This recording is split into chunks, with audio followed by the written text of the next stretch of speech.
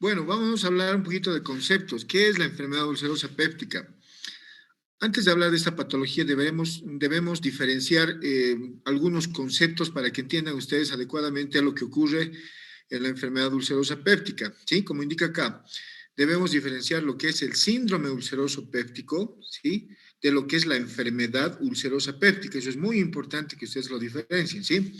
Cuando hablamos del síndrome ulceroso péptico, cuando el paciente acude a la consulta y refiere presentar un conjunto de síntomas y signos caracterizados por dolor urente o quemante, ¿sí? Localizado ¿dónde? Habitualmente en el epigastrio, ¿no? Que muchas veces puede ser transfictivo a dorso. El paciente refiere que el dolor empieza en el epigastrio y obviamente se irradia a la región dorsal. A eso se refiere al hablar de transfictivo a dorso, acompañado de sensación de vacío o hambre dolorosa, que va a aparecer con el ayuno y calma con los alimentos. ¿A qué nos estamos refiriendo entonces al hablar de síndrome ulceroso péptico?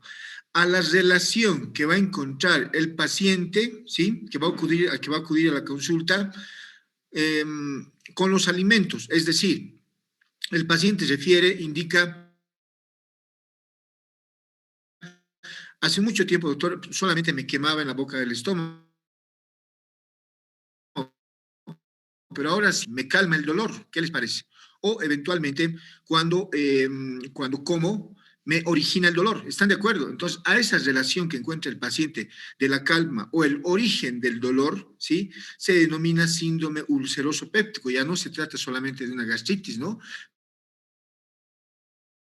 ¿Se acuerdan ustedes que cuando hemos hablado de gastritis, en ningún momento hemos hablado de este hecho, ¿no? Como indica acá, se refiere al dolor acompañado de sensación de vacío o hambre dolorosa que aparece con el ayuno. Miren, el paciente despierta con dolor, va al refrigerador, ingiere algún alimento y le calma el dolor. Estar ya encontrando una relación con la calma del dolor o el origen del dolor, el comienzo del dolor con los alimentos. En esa situación deberemos pensar eventualmente en un síndrome ulceroso péptico, ¿no? Esta patología habitualmente se presenta periódicamente, primavera, otoño y tensión nerviosa. ¿Estamos de acuerdo? Y decimos que el síndrome ulceroso péptico es atípico cuando estos síntomas se presentan en forma aislada, ¿sí? Cuando no tienen ritmo ni periodicidad, ¿no? Y vámonos a hablar de la enfermedad ulcerosa péptica. Miren, esto es totalmente diferente de lo que habíamos hablado anteriormente. Es una enfermedad en la cual existe un defecto o pérdida de sustancia en la mucosa gastroduodenal, ¿sí? Entonces, miren, nosotros inicialmente teníamos la sospecha, ¿no? De que el paciente tenía una úlcera en el estómago o en el duodeno, tenía un síndrome ulceroso péptico porque había encontrado relación, ¿sí? ¿Sí? Había encontrado relación del origen del dolor o eventualmente la calma del dolor con los alimentos. Entonces, a eso hemos denominado nosotros síndrome ulceroso péptico. Pero ¿cuándo vamos a llegar ya al diagnóstico de enfermedad ulcerosa péptica? Cuando ya le vamos a hacer endoscopía, ¿no? ¿Sí? Cuando le hagamos endoscopía, vamos a encontrar un defecto o pérdida de sustancia en la mucosa gastroduodenal, ¿sí? Que puede o no atravesar la muscularis mucosae y que tiene íntima relación en cuanto a la etiología con la actividad ácido-péptica del jugo gástrico. ¿Estamos de acuerdo? Entonces, la enfermedad ulcerosa péptica ya es el cuadro cuando ya le hemos hecho una endoscopía al paciente y hemos verificado, hemos constatado que efectivamente tiene un defecto o pérdida de sustancia en la mucosa gastroduodenal. ¿Estamos de acuerdo? Entonces, esa es la diferencia entre el síndrome, ¿sí? ulceroso péptico y la enfermedad ulcerosa péptica. Hablamos de algunos otros conceptos, según Schlesinger y Fortran, úlcera en el aparato digestivo, ¿sí? Sería una disrupción o rotura de 5 milímetros o más, ¿sí? De la cubierta mucosa, con una profundidad visible por endoscopía o con evidencia histológica de extensión submucosa, ¿sí? Y erosión, debemos diferenciar siempre lo que es úlcera y erosión, ¿no? Y erosión es una distribución habitualmente de menos de 5 milímetros, y habitualmente esta erosión es lineal. ¿Están de acuerdo? Entonces, esta diferencia siempre deben tomarla en cuenta, ¿no? Y la enfermedad ulcerosa péptica se usa también, se utiliza este y duodeno debido a varias causas, ¿no? ¿Cuáles son las áreas susceptibles de ser afectadas por úlceras? El tercio inferior del esófago, como hemos hablado, ¿se acuerdan? Hemos hablado en esófago de Barrett, en esofagitis también hemos hablado que puede haber úlceras, ¿no? El estómago, el duodeno, sitios de mucosa gástrica ectópica, como es el divertículo de Meckel, ¿sí? ¿Quién me puede decir qué es el divertículo de Meckel, muchachos? Es la persistencia del conducto onfalomesentérico o vitelino, ¿no? Este se debe obliterar en los primeros días de vida. Cuando no se oblitera, queda una dilatación sacular habitualmente localizada a 60 centímetros a 1 metro de la válvula ileocecal, y esto se denomina divertículo de Meckel. ¿Estamos de acuerdo? Y en la década de los 80, al descubrirse al HP, al Helicobacter pylori, se revolucionó obviamente el conocimiento de esta enfermedad, ¿sí? Y como habíamos comentado en todo momento en las anteriores clases, ¿se acuerdan? Normalmente existe un equilibrio entre los factores protectores y los factores agresivos para que no tengamos daño en la mucosa del estómago y del duodeno, ¿no? Y la ruptura de este equilibrio obviamente va a predisponer a la aparición de úlceras, por ejemplo, en la mucosa, ¿sí? En la mucosa digestiva, no solamente intestinal, y los factores que rompen la barrera son, por ejemplo, el HP, el ácido, la pepsina y los AINES. Ya saben ustedes, hasta el cansancio hemos hablado del HP, qué células producen el ácido, qué células producen la pepsina, hemos hablado de la glándula gástrica, hemos hablado de la barrera gástrica, y obviamente era importante que ustedes recuerden todos esos hechos para entender correctamente lo que ocurre en estas patologías, ¿no? Y aquí están los sitios, ¿sí? Donde puede haber úlceras, el tercio inferior del esófago, aquí está el estómago, el duodeno, ¿no es cierto? Aquí está el divertículo de Meckel, todo lo que hemos ido hablando, ¿no? Estas son algunas fases evolutivas de una úlcera péptica. Miren, empieza con una lesión muy superficial.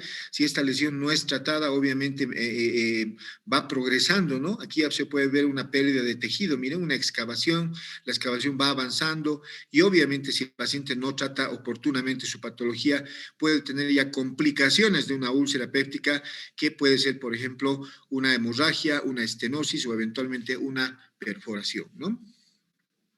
Igual lo mismo que habíamos comentado.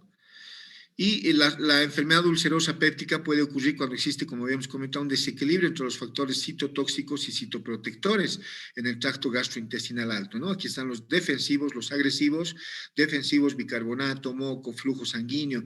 Ya hemos hablado de la importancia del flujo sanguíneo, las prostaglandinas, la regeneración celular, el crecimiento celular, la capacidad de restitución celular, ¿no?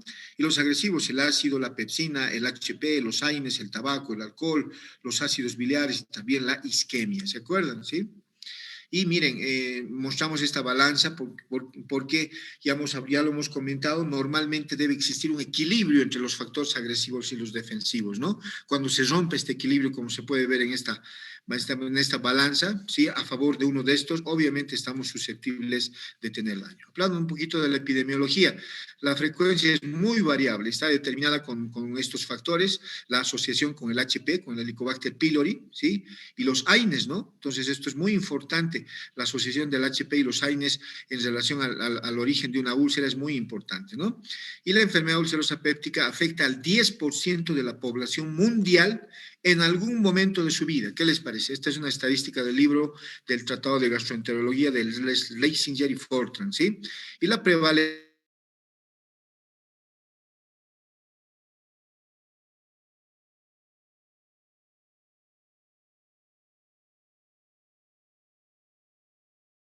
nos indica esta estadística de que no todos los pacientes con HP van a tener úlcera, ¿sí? 10 a 20% de las personas afectadas por HP van a padecer en algún momento también la enfermedad, es decir, la enfermedad ulcerosa péptica, ¿no? Y cifras mundiales indican incidencia anual de 0.04 al 2.4 para la úlcera duodenal y del 0.002 al 0.34 para la úlcera gástrica. ¿Sí? Estas son cifras mundiales. Estas tasas son 10 veces superiores en presencia del HP. ¿Qué les parece? Y la duodenal, la úlcera duodenal más frecuente en varones, jóvenes sobre todo. Entonces nunca deben olvidarse que la duodenal siempre hay que buscarla más en personas jóvenes, edad promedio 25 a 45 años, ¿no? Y 45 años en mujeres. Y la úlcera gástrica en Japón es 5 a 10 veces más frecuente que la úlcera duodenal. Y no olvidar que la úlcera gástrica es mucho más frecuente en las personas adultas, mayores. Les vuelvo a repetir, la duodenal más en jóvenes, ¿no? En nuestro país, estadísticas del 2017, en 1.051 pacientes, a los cuales, miren, se les hizo una endoscopía alca con biopsia antral de este estudio, de estos 1.051, 734 pacientes correspondientes al 70% eran positivos para HP. ¿Qué les parece? 66% mujeres, ¿sí? De los HP positivos, el 10% se relaciona a úlcera péptica, es decir, a la presencia de úlcera gástrica o duodenal, ¿no? Más frecuente la úlcera gástrica, 6.5% que la duodenal, 4.08% según este estudio, ¿sí? Hablando un poquito de la etiología, hay dos grandes causas en la enfermedad ulcerosa péptica, causas comunes y causas poco comunes, ¿sí? Hablamos de las causas comunes, las causas comunes son el HP, los AINES, la hipoxia tisular. Y nosotros, muchachos, estaremos expuestos a la hipoxia tisular al vivir a mayor altura. ¿Qué dicen ustedes? Obviamente que sí, ¿no es cierto? Llegamos a tener la triada de Virchow. ¿Quién me puede decir la triada de Virchow? Hipercoagulabilidad, éstasis venosa y daño endotelial, ¿no es cierto? Entonces estamos sometidos a hipoxia, ¿no? Por eritrocitosis, por la vejez, por senectud y también por tener úlceras de estrés. ¿Estamos de acuerdo? Causas poco comunes, la hipersecreción ácida, es decir, personas que tienen cualquier factor que determine hipersecreción ácida va a determinar la presencia de enfermedad ulcerosa péptica. Por ejemplo, los gastrinomas, como el síndrome de Zollinger-Ellison. ¿Se acuerdan qué era el síndrome de Zollinger-Ellison? Tumor pancreático de células no beta secretor de gastrina. Es decir, en el Zollinger-Ellison el paciente es hipersecretor de ácido clorhídrico y puede llegar a tener úlceras, ¿no? También otra patología en el incremento en el número de células en la mastocitosis. Es decir, existe una patología que se llama la mastocitosis, en la cual hay mayor cantidad de mastocitos, ¿sí? ¿Y quién se acuerda qué mediador contienen los mastocitos? ¿Quién se acuerda? ¿Qué mediador contienen los mastocitos que estimula la mayor producción de ácido clorhídrico a las células parietales? La histamina. Entonces, hay personas que tienen mayor número de mastocitos y pueden llegar a tener enfermedad ulcerosa péptica. La leucemia basófila, hiperfunción, hiperplasia de células G antrales, no inducida o inducida por HP. Es decir, todos estos cuadros pueden producir enfermedad ulcerosa péptica. Otras afecciones diferentes al HP. Puede haber algunas afecciones virales como citomegalovirus, herpes simple, uso de cocaína, crack, idiopáticas, como por ejemplo el subtipo genético en la amiloidosis tipo 3, que son patologías ya más raras. El síndrome de Neuhauser es una patología rara que se caracteriza por retardo mental, megalocornia e hipotonía en el paciente, ¿sí? También ha sido implicada en la génesis de una enfermedad ulcerosa péptica, es decir, son pacientes que genéticamente están predispuestos a tener la enfermedad, ¿no? También la porfiria cutánea tardía, inducida por radiación, y pacientes que reciben quimioterapia. Las úlceras relacionadas con el HP, vamos a hablar algo rápido, ya hemos hablado tanto del HP, ¿no? El HP es un bacilo espiral, flagelado, gran negativo, productor de ureasa, no se olviden, ¿no? No todos los, miren, esto es importante, se encuentra en el estómago, cerca del 90 al 95% de los pacientes con úlcera duodenal y del 60 al 80% con úlcera gástrica, obviamente están relacionados con el HP. No todos los infectados con HP desarrollan úlceras o gastritis, sino que la mayoría puede estar asintomático durante su vida, ¿sí? Deben existir algunos otros factores que desencadenen la enfermedad. El HP solo puede colonizar el epitelio tipo gástrico, eso también hay que recordarlo, ¿sí?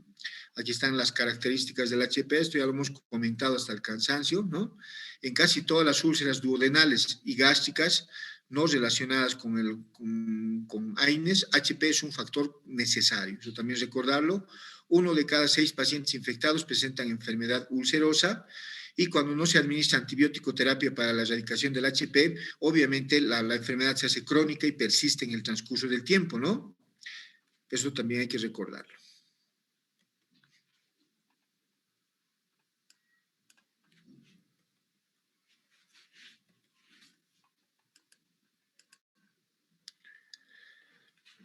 Estos son úlceras producidas por AINES, esto nos indica, bueno, hablamos un poquito de las úlceras por estrés. Las úlceras por estrés característicamente son múltiples, ¿sí? Se localizan en el cuerpo gástrico en pacientes sometidos a estrés extremo o padecimientos graves, ¿no? Habitualmente en un periodo prolongado, más de 72 horas. Y la corrección de la hipotensión, estado de shock y acidosis es de primordial importancia para el tratamiento de esta patología, ¿sí? Y alguno de ustedes me puede decir qué es la úlcera de Cushing, qué es la úlcera de Curling y qué es la úlcera de Cameron. ¿Alguno de ustedes me puede decir qué es la úlcera de Cushing, la de Curling y la de Cameron? Cushing es la úlcera por estrés en pacientes sometidos a estrés extremo, es decir, los pacientes que están en terapia intensiva, intubados, en estados de coma, ¿sí? En esos pacientes se ven las úlceras de Cushing. Las úlceras de Curling, ¿alguien me puede decir? Son las úlceras gástricas que se ven en pacientes quemados por el estrés que siente el quemado por las lesiones que presentan. Y las úlceras de Cameron son úlceras que se presentan en la curvatura menor, ¿sí? Del estómago en las hernias hiatales por deslizamiento, por el deslizamiento continuo, que es por la subida posterior, por ese deslizamiento permanente, se puede originar una úlcera a ese nivel, se llama úlcera de Cameron. ¿Estamos de acuerdo? Hablando un poquito de la anatomía patológica, las lesiones ulcerosas pueden ser redondas u ovales, eso hay que recordarlo siempre, ¿sí? El tamaño oscila entre milímetros hasta varios centímetros. No olvidar de que la mayor parte de las úlceras son menores a 2 centímetros, habitualmente menores a 1 centímetro, son pequeñas. Y pues el paciente puede tener úlceras gigantes, ¿sí? A nivel del estómago. ¿A qué denominamos úlcera gigante? Cuando mide más de 3 centímetros. ¿Estamos de acuerdo? ¿Sí? Generalmente las lesiones que encontramos son únicas y en 5 a 20% encontramos 2 o más úlceras. También recordar esto, más frecuente en el bulbo duodenal, 4 veces más que en el antro gástrico, ¿no? Y estas úlceras pueden ser agudas. ¿Qué característica tienen las agudas? Poco profundas, ¿sí? Muy variables en tamaño y forma, con fondo blanquecino y bordes edematosos. Tienen defectos necróticos de la muscularis mucosae y de la serosa. Esa característica tienen las agudas, ¿sí? Miren, acá vemos algunas úlceras, miren, acá vemos algo de inflamación, este es el píloro, miren, pero ¿qué me llama la atención? Ya no veo solamente gastritis, itis, inflamación, sino ya veo una pérdida de tejido, un defecto de la mucosa. Obviamente a esto se denomina úlcera, ¿no? Estas son lesiones ulcerosas, miren lo bien que se pueden ver en estas diapositivas, ¿no? Y como habíamos hablado, son poco profundas, muy variables en tamaño y forma y con fondo blanquecino. Aquí está lo que nos indica el concepto. Las crónicas generalmente son más profundas, ¿no? Con bordes gruesos, con exudado inflamatorio, hay necrosis fibrinoide en estas úlceras crónicas, además de tejido de granulación. ¿Por qué encontramos en las crónicas de tejido de granulación? Porque nuestro organismo es tan sabio de que trata de regenerar, el defecto que tenemos en la mucosa gastroduodenal, ¿sí? Formando tejido de granulación, que es tejido de neoformación. ¿Estamos de acuerdo? Tejido de granulación, tejido fibroso o cicatrizal, ¿no? Y la mayoría de las úlceras no superan la capa muscular, eso nunca deben olvidarlo también, no superan la capa muscular, pero existe un tipo especial de úlceras que se llaman las úlceras penetrantes. Por ejemplo, hay unas úlceras que se llaman las úlceras penetrantes de cara posterior de duodeno. ¿Estamos de acuerdo? Estas fácilmente pueden penetrar al páncreas. Entonces, como indica acá, afectan toda la pared llegando a penetrar órganos vecinos como el páncreas. Aquí está lo que les acabo de decir, hígado, colon o eventualmente vías biliares. Entonces pueden haber raramente úlceras que penetran otros tejidos u otros órganos, ¿no? Y esto nunca olvidarlo, la úlcera duodenal se asocia a una gastritis difusa antral, ¿sí? Es decir, la duodenal está más relacionada con la gastritis no atrófica, eso nunca lo olviden, causada por HP. Y la úlcera gástrica, miren, la contraria, en esta se aprecia mayor asociación con gastritis multifocal atrófica, es decir, esta gástrica se asocia más a la gastritis atrófica, eso nunca lo olviden, ¿no? La otra era con la no atrófica, que afecta más al antro y cuerpos relacionados también con HP. Aquí están algunas imágenes de unas úlceras crónicas, son un poco más profundas, ¿sí? Se puede ver acá, son un poco más profundas. Y como indica acá, los bordes son más gruesos y tenemos exudado inflamatorio y necrosis fibrinoide. Y además tejido de granulación, ¿no? Estas son las imágenes de algunas úlceras crónicas, ¿no? Hablando un poquito de la patogenia de la enfermedad ulcerosa péptica, vamos a recordar algunas cosas que habíamos comentado. La mucosa gastroduodenal, no olvidar de que se encuentra en un ambiente totalmente hostil, ¿no? ¿Por qué? Porque hay ácido clorhídrico, hay enzimas como la pepsina, puede haber bilis, puede haber enzimas pancreáticas, puede haber ácidos biliares. ¿Qué les parece? Un ambiente totalmente hostil, ¿no? En el que existen elementos irritantes exógenos como picantes, alimentos mal masticados, medicamentos, alcohol, AINES, todo lo que ingerimos pasa por ahí, ¿no? Y factores endógenos como ácido clorhídrico, pepsina, bilis, isolecitina y otros más. Estos factores, obviamente, ante estos factores, nuestro organismo tiene una barrera, ¿no? Que trata de mantener la mucosa íntegra, intacta y funcionando adecuadamente, que lo que hemos comentado, ¿se acuerdan? En la barrera mucosa, formada por factores preepiteliales, epiteliales y posepiteliales. ¿Se acuerdan? Esta barrera tiene tres capas o secciones bien definidas. Hablamos de la barrera amortiguadora, formada por el moco, no es idéntica en su composición en todo el espesor, tiene dos partes, como lo hemos comentado. La primera se encuentra más hacia la luz, hacia afuera, ¿no? Del estómago. Está constituido por un moco soluble, fácilmente removible. ¿Qué les parece? ¿Se acuerdan? Esto ya habíamos comentado. El moco que está más afuera es fácilmente removible, no es tan consistente.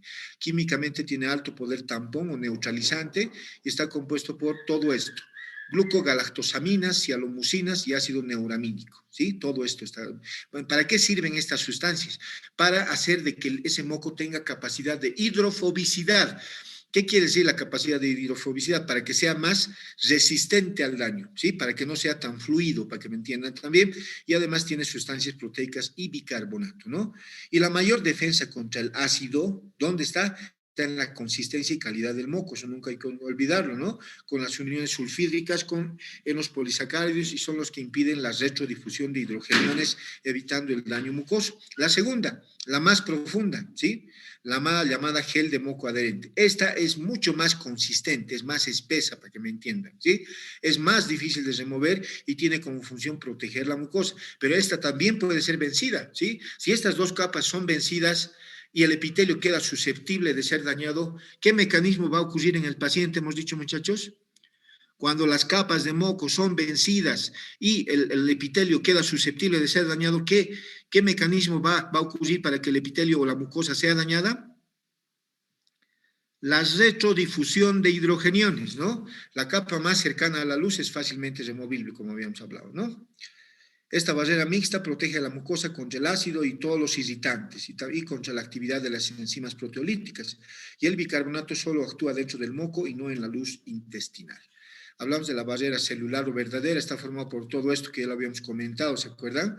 Las células del epitelio de revestimiento, los poros intercelulares, la capacidad de síntesis de moco, capacidad de renovación celular, y el elemento primordial es la célula epitelial productora de moco y bicarbonato.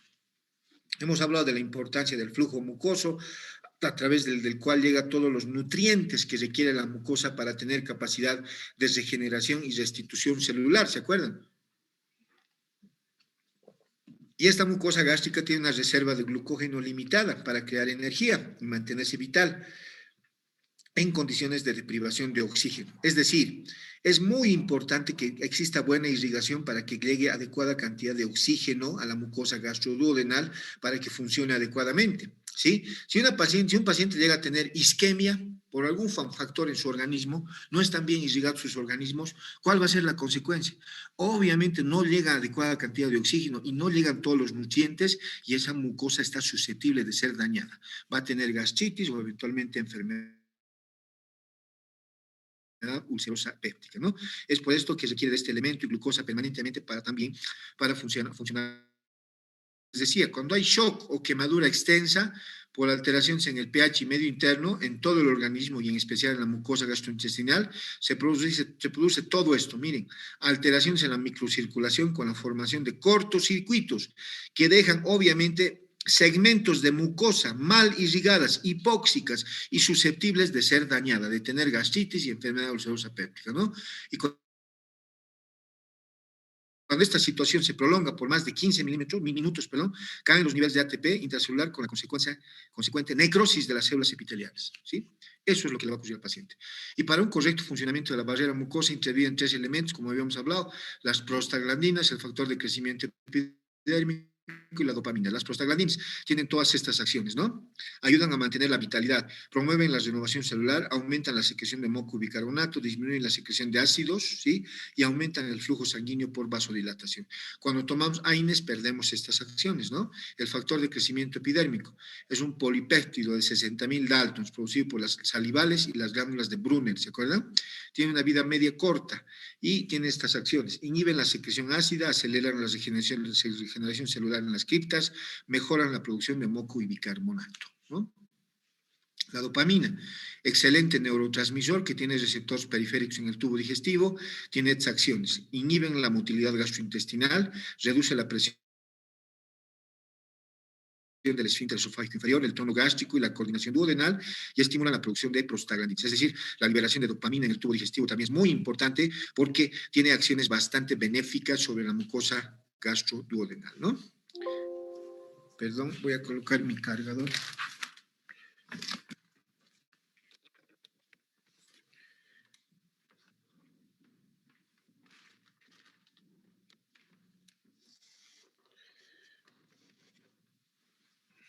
Ya está. Aquí están los mecanismos de defensa y de cicatrización.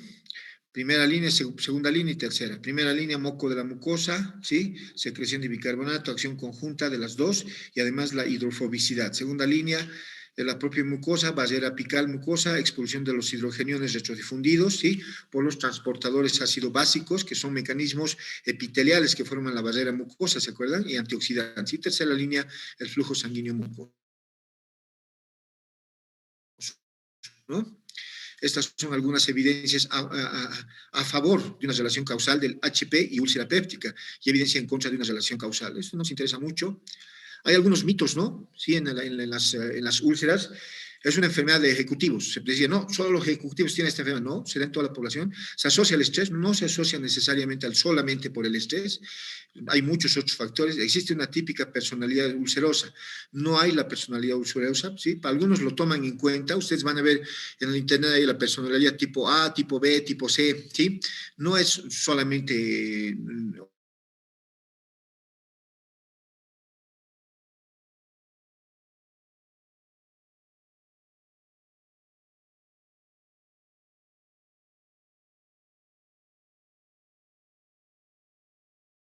a factores exógenos, AINES, alcohol, ácido, pepsina y factores endógenos como la bilis, obviamente tenemos una primera línea de defensa, que es el moco y bicarbonato, ¿sí? Si esto es vencido, tenemos una segunda línea de defensa, que es la barrera apical, expulsión de iones de hidrógenos retrodifundidos y mecanismos antioxidantes. Si esta segunda barrera es vencida, tenemos una tercera línea de defensa, el flujo sanguíneo de la mucosa. Si todo esto falla, estamos susceptibles de tener lesión, ¿no? Y si tenemos lesión, ¿sí? Va a haber una primera línea de reparación, ¿sí? Que es la capacidad de restitución celular. Si esta falla, tenemos una segunda línea de reparación, que es la proliferación celular, que trata de regenerar el tejido dañado. Y si esta falla, tenemos una tercera línea de reparación, formación de tejido de granulación, angiogénesis, es decir, formación de nuevos vasos, remodelamiento de la membrana basal. Y si todo esto falla, obviamente estamos susceptibles de tener ya una úlcera, ¿no? Y miren, en este cuadrito, hablando de la patogenia, tenemos algunos datos de la úlcera gástrica y duodenal. Por ejemplo, ¿en qué edad hemos dicho que es más frecuente la gástrica? ¿Alguno de ustedes me puede decir? ¿En qué edad hemos dicho que es más frecuente la gástrica? ¿En jóvenes o en personas mayores? En adultos mayores. Muy bien, muy bien. La gástrica en adultos mayores. ¿Y la duodenal? ¿En qué personas hemos dicho? En personas jóvenes, 25, ¿cuál es la duodenal? Es mucho más frecuente en jóvenes, no se olviden, ¿sí? Hablando de las células parietales, ¿cómo están las células parietales en la úlcera gástrica? ¿Normal o disminuidas? ¿Sí? En la duodenal siempre aumentadas, es decir, en la úlcera duodenal el paciente es hipersecretor de ácido clorhídrico y por eso tiene células parietales incrementadas, ¿sí? ¿Cómo está la secreción ácida basal nocturna en la úlcera gástrica? Normal o disminuida, en la úlcera duodenal siempre aumentada, ¿sí? La secreción ácida máxima en la úlcera gástrica, normal o disminuida, en la duodenal siempre aumentada. La defensa de la mucosa, ¿sí? Es decir, si fallan los factores de defensa, vamos a tener vamos a tener menor probabilidad de tener una úlcera gástrica, ¿sí? El HP en la úlcera gástrica está en el 80%, más del 80%, y en la duodenal en el 60 al 70%, ¿sí? ¿Cómo está el vaciamiento gástrico en la úlcera gástrica? ¿Quién me puede decir cómo estará el vaciamiento gástrico? ¿Retardado o acelerado? Retardado, ¿se acuerdan? Los pacientes que tienen vaciamiento gástrico retardado tienen mayor exposición con el ácido clorhídrico, entonces tienen más una úlcera gástrica. Y las personas que tienen un vaciamiento gástrico aumentado, ¿qué úlcera van a tener? Duodenal, ¿estamos de acuerdo? ¿Cómo está el pepsinógeno en la gástrica? Aumentado. ¿Cómo está en la duodenal? Aumentado. Entonces este cuadrito nos ayuda para entender algunos hechos, ¿no? Hablamos de algunas clasificaciones según su localización. Pueden haber úlceras gástricas, duodenales, esofágicas, marginales o de boca anastromótica y en un divertículo de Meckel. Nosotros básicamente vamos a hablar de las gástricas y las duodenales, ¿no? Las úlceras ocurren 5 veces más en el duodeno y más del 95% se encuentran en el conducto pilórico, ¿no? Esta es la clasificación entonces según su localización. Hablamos según su actividad. Esta clasificación nos interesa. Y tenemos la clasificación de Sakita, ¿sí? Y Sakita ha hecho esta clasificación. A1, A2, H1, H2 y S2, ¿no? Miren, aquí está.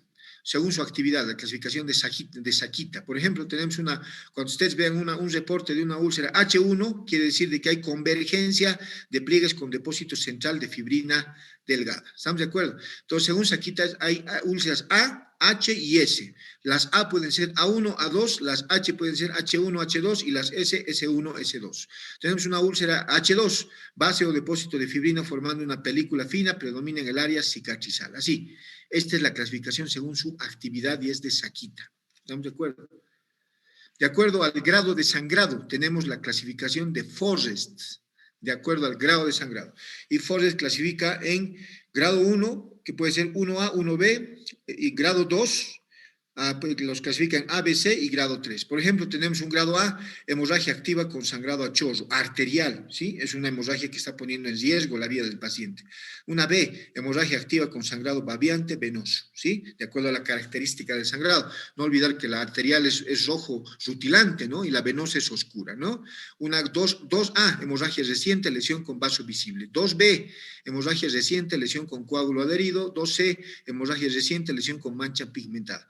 Y grado 3, úlceras sin estigma de sangrado. Es decir, ¿cuáles serán ya úlceras que se han controlado? Las 3, ¿no? ¿Sí? Y las que están activas son sobre todo las grado 1 AB. Ahí están las imágenes, ¿sí? Aquí están las imágenes de los distintos tipos. Hablamos de la clasificación de las lesiones producidas en la mucosa gastroduodenal y tenemos lesiones irrelevantes y relevantes.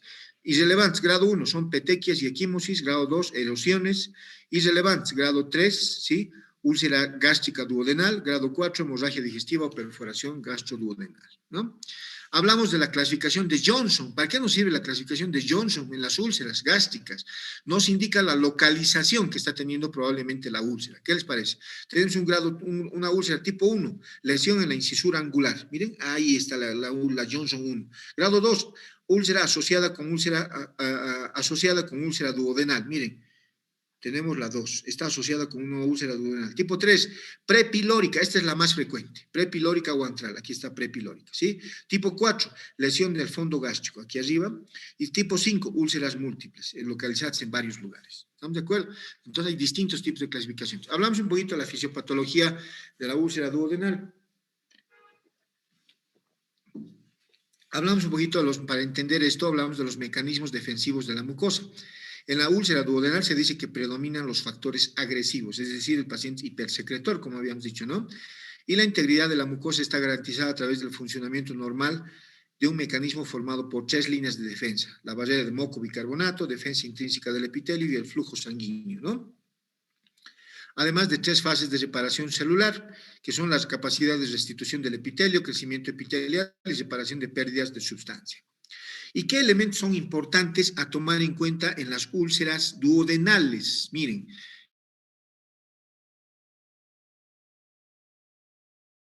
y pepsina. ¿Cómo estará la secreción de ácido y pepsina en el paciente con úlcera duodenal? Es necesario de que haya una concentración de ácido mayor para la producción de una úlcera duodenal. Es decir, el paciente en la duodenal es hipersecretor de ácido clorhídrico respecto a la secreción de ácido. Eso nunca lo olviden. Una tercera parte de los pacientes con duodenal son hipersecretores de ácido. Aquí está. Y la úlcera duodenal por Aines es más probable si existe ácido. Y los antisecretores y cirugía que consiguen inhibir la producción de ácido son efectivos para la cicatrización de las úlceras, obviamente. Otro factor muy importante en las duodenales, la motilidad gastroduodenal. ¿Cómo estará la motilidad